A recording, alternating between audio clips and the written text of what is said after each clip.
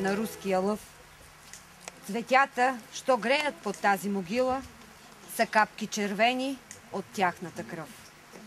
Земята горяла, димяли селата, градът е притихнал в студената нощ.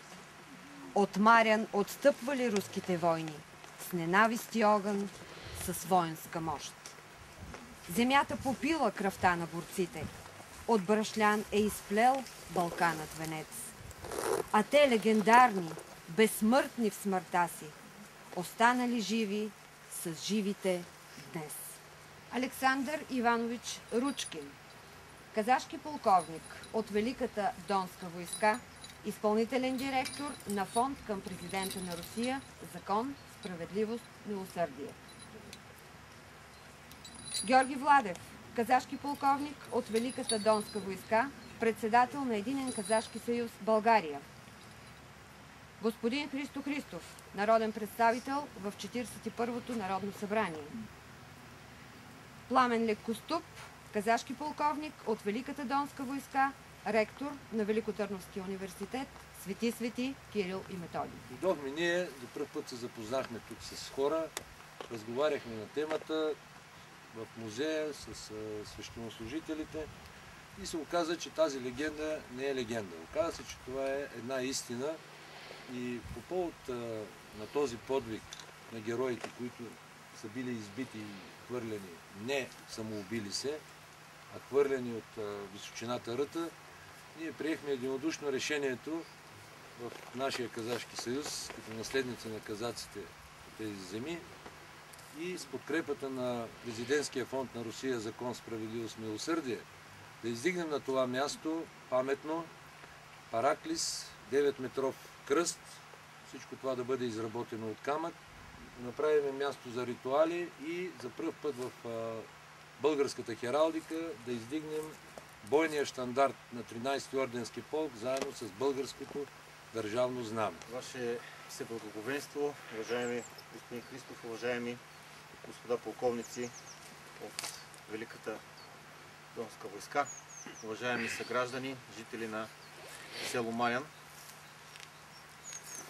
Като ви честитя националния празник на България 3 март, искам от ваше име, от името на цялата еленска общественост, да благодаря за инициативата, която подема Казашкия съюз заедно с фонда към президента на Русия Закон, справедливост, милосърдие. За това, на това свято място, в което нашите предци са издигнали този паметник в знак на признателност към руските войски, към казаците, към българите, които са се сражавали за своята свобода, и да ги уверя, че нашето поколение и поколения след това ще продължат да пазят спомена и ще продължат да бъдат признателни към падналите за нашата свобода, за да може днес да има България.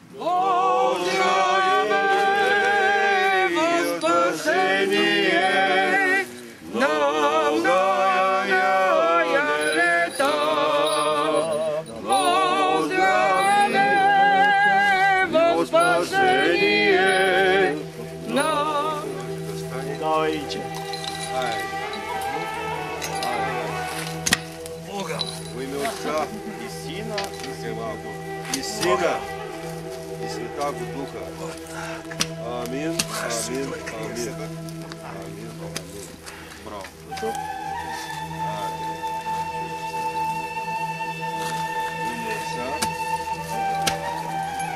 И Сина и Святаго Духа. Амин, амин, амин. Да се прославиш делото, което допълва само на Христа.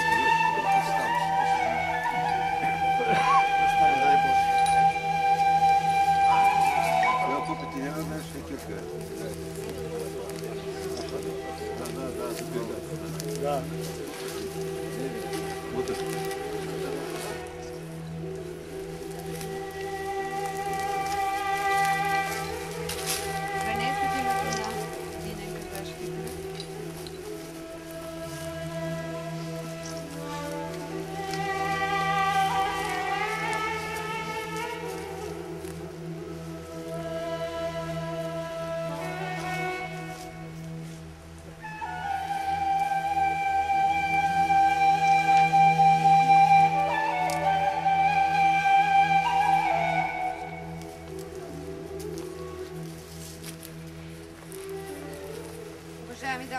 господа, днес станахме свидетели на полагането на първа ковка за изграждането на мемориален комплекс в памет на загиналите в Малец.